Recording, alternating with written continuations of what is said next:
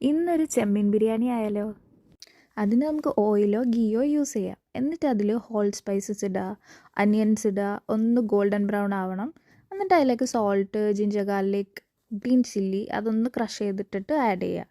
Then tomatoes അതൊന്ന് നന്നായിട്ട് വാടി വരണം. എന്നിട്ട് നമ്മൾ മിൻറ്റ് ലീവ്സ്, കൊറിയൻഡർ ലീവ്സ് എന്നിട്ട് നന്നായിട്ടൊന്ന് മിക്സ് ചെയ്യണം. ഓക്കെ, ദെൻ അതിലേക്ക് നമ്മളിനി നെക്സ്റ്റ് ബിരിയാണി മസാല ആഡ് ചെയ്യണം. ജസ്റ്റ് ബിരിയാണി മസാല മാത്രം ആഡ് ചെയ്താൽ മതി. അധികം നമ്മൾ മസാലാസ് ആഡ് ചെയ്ത് കഴിഞ്ഞാൽ ആ പ്രോൺസിൻ്റെ ഫ്ലേവർ കിട്ടില്ല.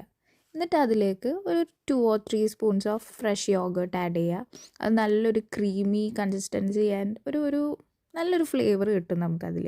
എന്നിട്ട് നമ്മൾ പ്രോൺസ് ആഡ് ചെയ്യുക. പ്രോൺസ് എത്രയാണെന്ന് വെച്ചാൽ നിങ്ങൾക്ക് ഇഷ്ടം പോലെ ആഡ് ചെയ്യാം. ഞാൻ എന്നിട്ടൊരു ഹാഫ് ലെമണും കൂടെ സ്ക്വീസ് ചെയ്തിട്ടുണ്ട്. എന്നിട്ട് നന്നായിട്ട് മിക്സ് ചെയ്ത് നമ്മൾ ബസ്മതി റൈസ് ആഡ് ചെയ്യണത്. അതൊരു 2 കപ്പ് ഞാൻ ആഡ് ചെയ്യുന്നുണ്ട്. അത് നന്നായിട്ടൊന്ന് മിക്സ് ചെയ്തെടുക്കണം. ആ റൈസും പ്രോൺസും എല്ലാം നന്നായിട്ടൊന്ന് മിക്സായി വരണം. എന്നിട്ട് ഒരു ലോ ഫ്ലെയിമിലിട്ടിട്ട് നമ്മൾ 2 കപ്സ് വാട്ടർ, ഹോട്ട് വാട്ടറാണ്, അതും കൂടെ ആഡ് ചെയ്ത് നന്നായിട്ട് മിക്സ് ചെയ്യുക. ഈ സമയത്ത് നമ്മൾ ഉപ്പ് നോക്കുക. എന്തെങ്കിലും സോൾട്ട് കുറവുണ്ടെങ്കിൽ ആഡ് ചെയ്യാം. എന്നിട്ട് നമ്മൾ പ്രഷർ കുക്ക് ചെയ്യുക. ഒറ്റ വിസിൽ ലോ ഫ്ലെയിമിൽ.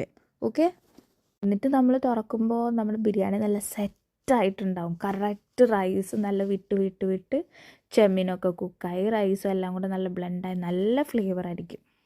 ഇനി നമുക്കിത് ടേസ്റ്റ് ചെയ്ത് നോക്കാം. ഇത് നല്ല ചൂടാണ്. ഞാൻ നല്ല ഊതി കഴിച്ചു നോക്കി and it tasted so good. എല്ലാവരും ട്രൈ ചെയ്ത് നോക്കുക. This for you guys. Enjoy. By.